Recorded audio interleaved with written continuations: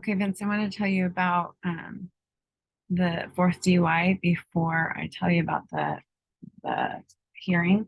So the fourth DUI was on February 2nd, and I had just gotten back from Walmart where I had been grocery shopping. I had frozen items in the back of my car, and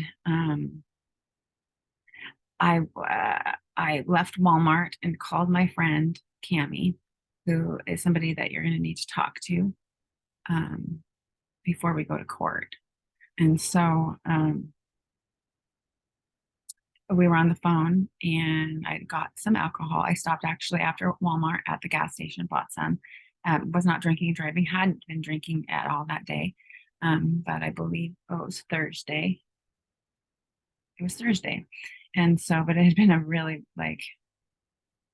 I can't remember, but it had been a day where I was just going to need some, and not in a bad way, but just in a understand, like an overwhelming, like I needed to stop my body from shaking. Like I was physically shaking. I was in fear. The alcohol does that, right away. It immediately gets me to where I don't tremble and shake, literally just shake. That was what I was like after the second DUI. Kyle can attest to that. Guy I'm dating who I was just shaking and terrified. And I freaked out on him when I couldn't find my marijuana pipe in my car because I know it had been left there. And I thought, okay, then he took it. And like my mind was like, who can I trust? I'm not sure. I was terrified, terrified. I flipped out on him. And knowing that like it's either in your car, in your truck, or like and you better find it. Anyways, not something I need to go into, but um, I'm so scared. Okay, back to the fourth DUI. I was just processing it all, and like I'm still going to court. I have now three DUIs.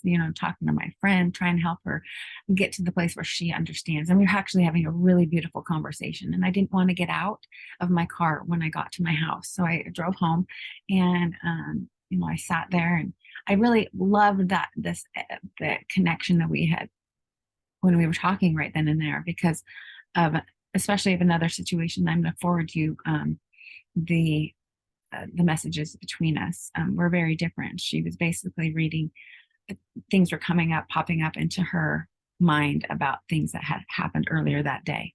So we were kind of talking about that scenario where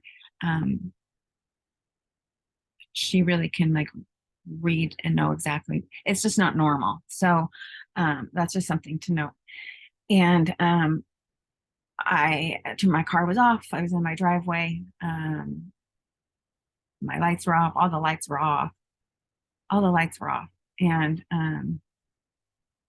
there's no way that they could have seen me from from the street. I was hidden, and I can show you some pictures of my car where it was located because it was a too deep. It was too deep, the driveway, obviously, but one side was longer. So it's quite a longer driveway, but I was up towards the house, and then there was a van towards my left there's no way he would have seen me from the road. Um, and I had sat there on the phone with my friend for a good 10 minutes, and she was on the phone with me the whole time. I had popped open a couple, I down, I think, three seltzers, mainly to get my body. And they're Bud Light seltzers, 5%. I'm not drinking hard liquor. And I just popped my leg up, and I'm like, okay, I'm safe. I feel safe because this is very, very scary. Believing this and going through this, and then still pushing, and this is terrifying. And I don't have anybody who believes me. You know, I mean, I have like two right now that I just understood. I have two just this last Friday, Thursday. But anyways, I'm scared, Vince. I don't want to do this. So I need to make sure I'm with people who get me. And she doesn't get me quite yet, but she gets me in that way. So, anyways, sorry about that. But Then all of a sudden I say, I see a little flashlight, and it looks kind of like, kind of looks like a fairy light. Like it was hard, there was hardly any light on it. It wasn't a big beam like that normally is, you know? And so, um, and I don't know if that's normal, but I'm like, oh my gosh, there's a light. And my friend's like, what do you mean there's a light?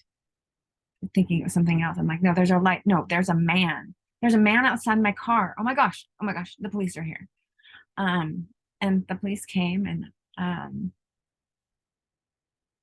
they arrested me for DUI. And but they had I been followed, I'm not quite sure. All my neighbors, none of them have called. I asked them all, and nor could they have seen me. So it doesn't make sense. I again went to jail. It was the same officer, by the way, Officer Pagano, and he, um, one of the officers was like, he was really kind of forceful with me, and he told that officer to ease up. So I mean, he's a nice guy. I'm wanting to call him. That's where my brain is at. I went to jail, got booked in. Nothing was weird about the booking. I didn't say anything this time, not a thing, in the ride. So I was just quiet. And I'm like, oh, well, at first I argued with him at the window. I'm like, I am at my house. I'm literally at my house. Why are you arresting me? Because you've been drinking and you've been drinking. This is a DUI. I'm like, no, I'm in, like, I argued with him and I was pissed. Like I was mad, and it was that same officer. And I'm like, this doesn't make any sense. Why did you come here? And this time I was mad and terrified. Um,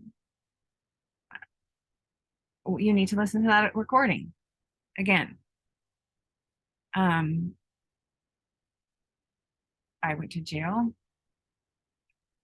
I ended up calling my aunt. She got me out.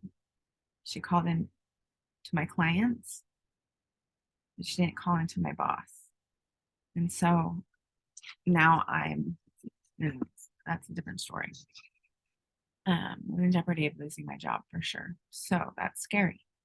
Although I talked to my boss, and she eventually would like her to understand the whole thing. So um, I got out around I don't know, 11, and able to get my car. Again, no bail, just show up in court. So it's just crazy. So I think that's all really about that I remember. I remember thinking this is a joke. Like, okay, now I definitely don't feel scared, And it wasn't about that at the time. I wasn't thinking they were part of they were undercover there for me, although there were some weird interactions that made me question. But it was just getting out and getting my clients taken care of, and then going, no, I'm definitely taking this to court. I'm definitely taking this to court. So yeah, now more than ever, like this does not make sense. No, and then I have everybody talking me out of it, just thinking that I'm crazy. So, and I understand it's not what you think, because they think I have, everybody thinks I have an alcohol problem. And yes, for sure. Um, so I ended up checking myself into the LDS, or into the Access Center and the Katy Hospital. So I'll go into that in a different um, video right now, so that we can keep these kind of semi short. All right. Hey, thank you. Talk in a sec.